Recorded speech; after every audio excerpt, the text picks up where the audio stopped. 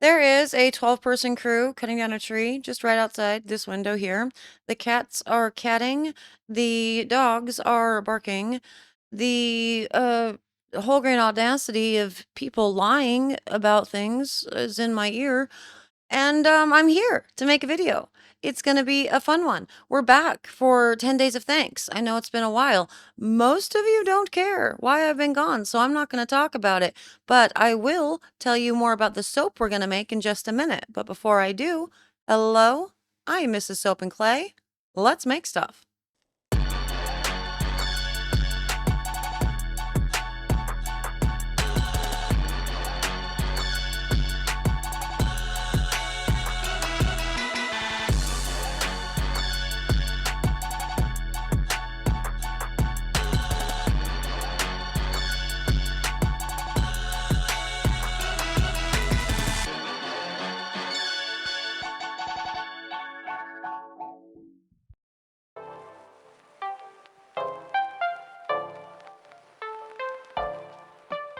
Seriously, that tree is huge. How's it going, Sudsers? Welcome back to the channel. You are at Soap and Clay, where we make all the soapy things. And as I said, we are here for another day of 10 days of thanks, and that day is going to be our August bar for the 12 months of soap set. Now, this set will be given out to 10 very lucky Sudsers at the end of this when it all wraps up. And so if you're a membered Sudser, you will see the post. You can follow the instructions on the post, do the things, you'll be entered to win one of the 10 gift sets, which will be shipped out at the end of this. Very exciting. Now, for the August bar, it's also pretty exciting. In August, I did some fun things with the deep dive and all of the chemistry and all the jazz that I was getting into on the channel last year that I didn't really get to put out. And one of those things, kind of stock standard, I played with lavender. The reason why I played with lavender is because we have this thing, the Lavender Festival, every year up here in the Pacific Northwest, and it's so much fun. So much freaking lavender. It's so cool, so beautiful. And when I went to go do that it's actually July, I picked up a whole bunch of lavender and I thought this will be fun for doing essential oils and I can do some extractions and talk about all of that. But much like with like the watermelon for July, it was sort of a nothing burger, you know? Like you can extract lavender essential oil. Next question. You can put lavender into your lye solution. Next question. There wasn't a lot to do. You know what I mean? There wasn't going to be a lot of lavender oil infusions, all the things. And so I also played with honey in August. And so with the honey, I did kind of in a fun way because I have a local friend who has bees. And so I got some actual honeycomb from her and I did honeycomb within the lye solutions. I did some infusions. I did obviously honey within the soap itself as part of like an additional substitute, all the jazz. And so we're going to talk about the lavender and the honey because I combined both of those into this bar while we make it. Same design, same all the things, still following the color patterns.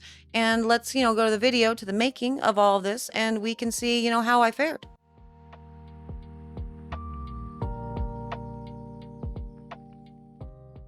Okay, so first up in the lavender honey bar for August, let's go ahead and talk about lavender and all the fun ways that you can extract lavender and use it within your soaps, and also some tips and tricks on how to actually, ground it and keep it, uh, you know, the scent and everything. And I guess kind of why we have problems with retaining the scent anyway. So, first up, the most common form of, removing or extracting your lavender essential oils from your lavender is going to be with steam distillation. You can also do solvent extraction, the CO2 extraction. We've talked about all that before. I did steam distillation because I do not have solvent or CO2 extraction methods. And so that is what I did for my lavender essential oil. Now, with the essential oil for this, I actually only put just some within the actual scent that we're using, which is a lavender honey from Sierra Candles, just to say that I included it, not because, it was going to be a fully essential oil soap, because I wanted to use this scent because I love it so very much. Now, the obvious skin benefits of lavender, it's antifungal, anti-inflammatory, it's calming, moisturizing, all the jazz, right? In soap, it's a little bit different. Soap is a rinse off product. You know the drill. You have to say the things. But what I really wanted to talk about within lavender and getting it to sort of stick through saponification, because a lot of people have problems with that. I wanted to kind of talk about why it can be a really fleeting scent within soaps. The biggest reason why is going to be because of the alcohols, so the linalool that exists within it's a component that exists within the lavender essential oil. That is an alcohol that can be subject to degradation and oxidation, and that's where a lot of the scent actually comes from. A lot of the other components within lavender essential oil, like the terpenes, are going to be mostly stable, and you shouldn't have any problems both with the heat or with the alkaline environment. But really getting those linalool, components to stick around is can be challenging for sure. So one of the ways that you can get it to stick is right here what I'm doing. Kaolin clay. I know a lot of people say to just use like a teaspoon or some such nonsense. I use crap tons of kaolin clay in each and every soap that I make because I make clay soaps, not soaps with clay, and there is a difference. So that is obviously going to be something that you can put in to help with the grounding of the scent to make sure that it, survives saponification. One of the best ways to do a lavender essential oil or anything that contains a linalool, right? And so we're talking other what would other essential oils be that have linalools? So like your cedars, I want to say, and basil for sure, rosewood for sure, maybe not cedar, but rosewood and basil for sure. And so the more camphorous tones, right? So anything with linalool, you could for sure use it at trace. That would be my first recommendation. And so it gives it a fighting chance with the saponification because when you hit trace, when you hit your emulsion, the sodium hydroxide solution is already interacting with all of the fatty acids with your oils. And so they're doing their work. And so they're mostly going to kind of ignore and not want to break down the components that are within the lavender essential oil, right? Makes sense? So adding it at trace, not gelling it would be a good idea too, because it's part of the heat thing. It can oxidize with too much heat. So I would say that, and then obviously, yeah, blending it with your with kaolin clay. But you could also really blend it with other essential oils that can really ground it, and so it can help with like fixing actually grounding the scent within the bar so it will survive. And so I'm thinking of essential oils that have more sticky notes to it, like the resin properties. And so what would those be? Like frankincense and myrrh, which are crazy expensive, and that's kind of stupid. So that's a dumb idea. Forget I said that. Sandalwood. Sandalwood's a great one, actually. That would be a really good blend to do with lavender, and lavender plus sandalwood is really delightful. So if you're wanting your lavender, like the floral notes and everything to exist within, your finished soap and you're using essential oils, try blending it with some sandalwood. Now, what that's going to do with the stickier stuff, it's going to essentially help. It's going to spread this out. So it's going to be less exposed to, it's going to make it less volatile, essentially, the linalool components, the more fleeting and fragile components within your lavender essential oil. So those would be my tips and tricks for lavender essential oil and getting it to stick through saponification. Now let's move on to the pour and honey.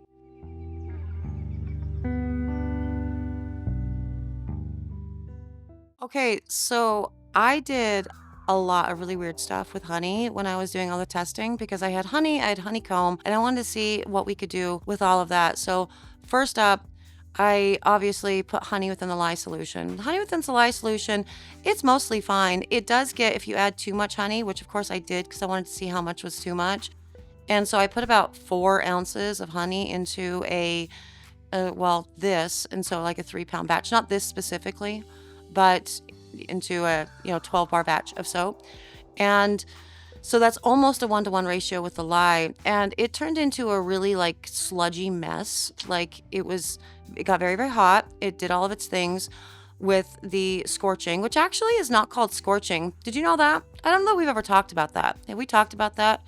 We say scorching, it's the easiest way to do it, but it's actually a Maillard reaction. So that's kind of fun. You learned something today. And I mean, it's a thing within food, but also it is a chemical reaction that also occurs when you are mixing the amino acids and the sugars within a hot alkaline lye solution. Yeah, it's a whole thing. So there you go. Maybe I'll even put a little link at the bottom so you can learn something about the Maillard reaction and you can impress all of your friends on the Facebook soap forums. It'd be a great time. But anyway, so it did create a really like sticky, strange effect within the lye solution itself. And so realistically, if you're going to use just like an ounce or so of honey, totally you can put in the lye solution. It is going to scorch. If you don't want it to scorch, you can use obviously your cooled lye solution, ice cube solution, all of the jazz. I don't have any problems with scorching. I'm not pressed on it. So I'm fine with that. But another way to use this would obviously to be putting honey within the traced soap batter.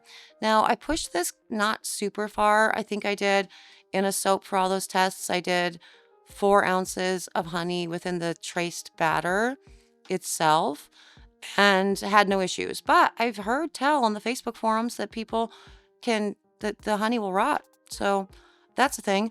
Obviously, the benefits of honey and honeycomb are going to be for the emollient properties, for the humectant properties, for the sugar. It's going to have a nice lather. So that's cool. But when you're working with honeycomb, it can actually become a completely different story because honeycomb has multiple components within it, right? And so you're looking at obviously residual beeswax, or I'm sorry, well, you do have beeswax, but you're working with the extra sugars in the honeycomb, as well as the propyl, which is going to be a very resinous compound that's found. And I think it's like an amino acid that's like occurring within bees. So it almost sounds like poop, kind of. And so there's that. And so when you put that in, so the wax from the honeycomb, it will not react with the lye if you're putting into the lye solution. And so it gets really thick, really like it's just chunky and has a really weird texture. And so it's kind of like that milk soap that I did that was completely chunky and I just put it in and mixed it throughout. So that was a fun time. But when I did my honeycomb tests, I had put about 4 ounces of honeycomb into the water and then put the lye in for the lye solution. Got really super weird. And I did notice that the soap itself is kind of waxy and not in a good way. Like it weirdly diminished the lather. And so using honeycomb in that way, I think you should definitely, take it down. And so I don't know. That's might be one of those instances where when they tell you to only use like a teaspoon or some such nonsense, that maybe you should listen because that waxy feeling was pretty wild. But for honeycomb, you are going to also have some, you know, some extra heat problems and some scorching and whatever because it has the sugars within it. And so do pay attention to that. I suppose you could always like dry honeycomb out. This is not a test that I did, but fundamentally it doesn't make any like I think it would probably be fine to like dehydrate it and then put it through your food grinder and then use it as like an exfoliant within a soap. Wouldn't be running the risk of the bar itself feeling waxy, but you might be running the risk of it, diminishing the lather because of the wax that does not get broken down via saponification. So that could be a thing. But I didn't try that. So maybe we should try that. Maybe we have more honey tests. I don't really know. Something to think about. But so with all the honey, we did a lot of fun tests with, again, the honeycomb directly in the lye solution, honey within both the lye solution and within the soap batter. My recommendation is to use the honey within the soap batter. That's going to be the easiest way. And the honeycomb within the lye solution. But again, take it down a notch. So that would be my recommendation. Now, I really do, again, going to the scorched sugar and all the jazz for the browning and everything. Most of the time, I haven't had a problem with it in any of my soaps. Like I can have a really dark colored lye solution and it still ends up being this color when it's all said and done, or whatever colors I want them to be. I do know that other people have had other experiences though, so that's why they continue to do like the ice cube thing. I don't know. I mean, if you feel comfortable, more comfortable doing the ice cube thing, obviously do the ice cube thing, you know? Because it can get a little scary when things get super hot and then they start sort of congealing. It was a very interesting experiment with the amount of honey that I put in this one. So yeah, use the ice cubes. It could definitely benefit you for that, for sure.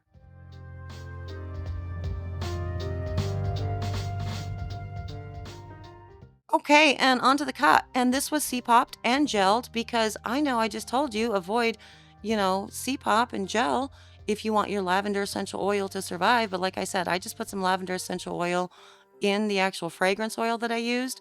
So I could say that I incorporated lavender itself within all of this and, did not do that. Oh, honeycomb too. I want to talk some more about honeycomb. We've got one more that I completely forgot about because I did not tell you anything about these oils. Same but base, the lots of lather, my big bubble blend, all of that. So that's 30% coconut oil, 30% palm, 30% olive, 5% shea, 5% castor oil. And for this particular one, I used the honeycomb as an infusion into the oils. And so I heated the oils and let the honeycomb steep in that. And did that thing for, a couple days actually. And it has really good extraction methods with that. So I really did like it. Basically, I'm just kind of getting the actual uh well, you're kind of getting it all because it does melt in the oils. And so you're getting all the big benefits of the of the humectant properties and the extra bubble from the, and the lather and everything, but you can actually, siphon out. I can, filter out all of the wax, so that was cool. So that's what I did for the olive oil that got incorporated into this. I really like it. I think that's a cool thing. The propolis that exists within it. So because it is that like resin, it's really sticky. It's actually has some really cool benefits according to, the Googles. And I don't really know much about anything relating to bees, You know what I mean? Like I don't do it.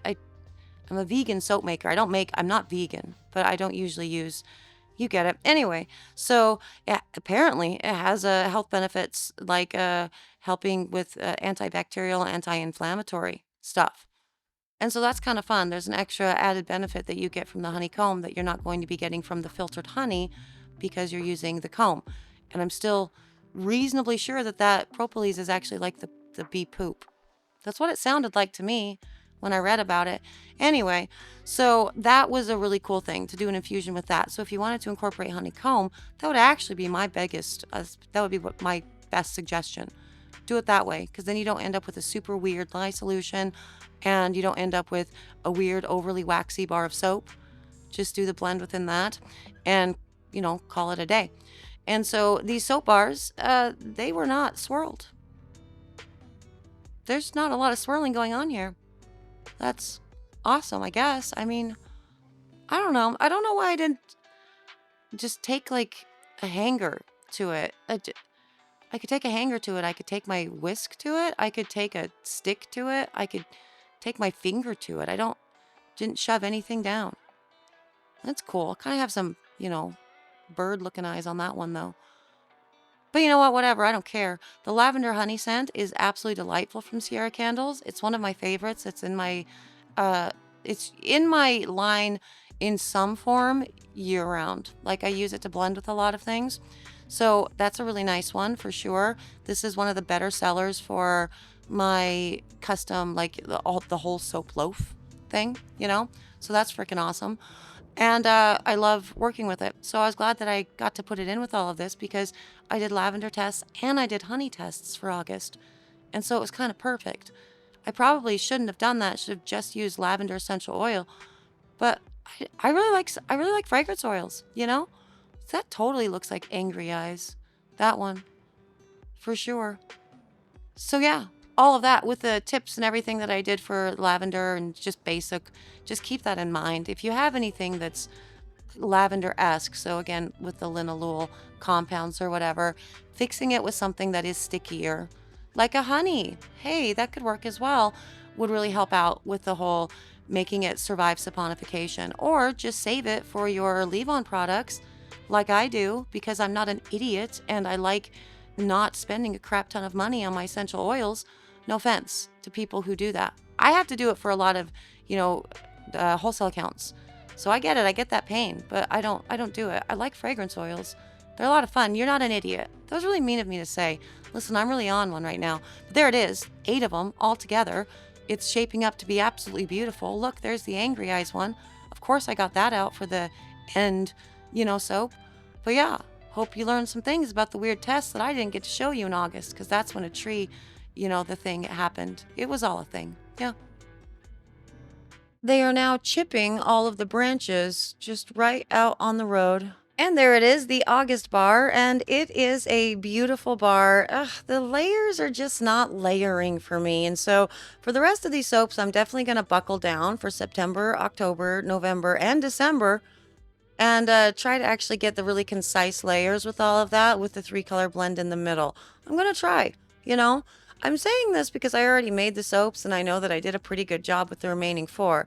But with this one, it's kind of all over the board. It's pretty, for sure. As far as putting honey into your lye solution, totally. I didn't really have any real problems with the actual wax, the honeycomb going into it. Putting honey itself into the solution did create a very interesting lye solution, which I didn't show you for this one. But just across the board, I wouldn't, just because you might kind of freak out. It does get burny. It does get very hot. It does darken and discolors. The sugars definitely scorch, and it can freak you out. So if you want to put honey into your soaps, probably the best way to do it would be to incorporate it with your soaping oils, or to do it with you when you have your traced batter. I have seen some very interesting things on the soap book. Yeah, that's all it is these days, on the soap forums on Facebook. And they talk about putting like too much honey and it rotting and all of the jazz. I don't know about that. Soap makers these days are just finding all kinds of new problems to tackle. So if you're interested in seeing if we can make a bar rot, kind of like we made one rot with the watermelon soap from the July bar, let me know. For sure. For the membered sudsers, hi, how are you? I will be putting up a post for this, and you can go ahead and go to the post, follow the instructions, and you will be entered to win 1 of 10 of the 12 months of soap sets, as I said at the beginning. As I also said at the beginning, so for all of you who have already gone down to the comments and said, yes, I do care about why you were gone, why would you say that? Well, I'm going to tell you why I'm gone here, because the people who actually stick around this long in the video do care. And so you got to go and edit your comment and be like, okay, I made it to the end, So what happened, like, I don't know, 10, 12 days ago? I'm not really sure. Somebody that was formative in my life died unexpectedly. And I don't want any sympathy for that. This is a difficult one to talk about. Honestly, if you're interested in it, and again, it's the Sudsers. So if you know my name, you can go and just find it on my personal Facebook page. It's a public post. I went through a thing, and it's all a thing. I'm grieving, and and I didn't expect to. I didn't expect to feel for this, and I did. And so I've kind of just been grappling with what that means. You know what I mean? And so, yeah, that's where I've been. And it's a weird thing. And again, I don't need any sympathies. I don't need anything. There's no being sorry for my loss in this case. A formative person that never deserved me, you know? And so anyway, that's it. I'm going to actually get out of here without crying. That's what's going on. If you're more interested in all the things and you want to be nosy, I'm fine with it, because it's not being nosy if you're given, my blessing to go do the thing. So go check it out. I'm not gonna talk about it here because I will cry. There's none of that. So Sudsers, thank you for being here. Thank you for being you. Thank you for being awesome. I love you all. I'm going to film all of these back to back to back. One of the other problems that we have with all of this is not having time in the office to actually do all of this, because Mr. Soap and Clay works from home, and that's presented a challenge. So I will be back, tomorrow for, another round of this, but it's all going to be at the same time for me. Anyway, it will be another round of soapy fun. Bye.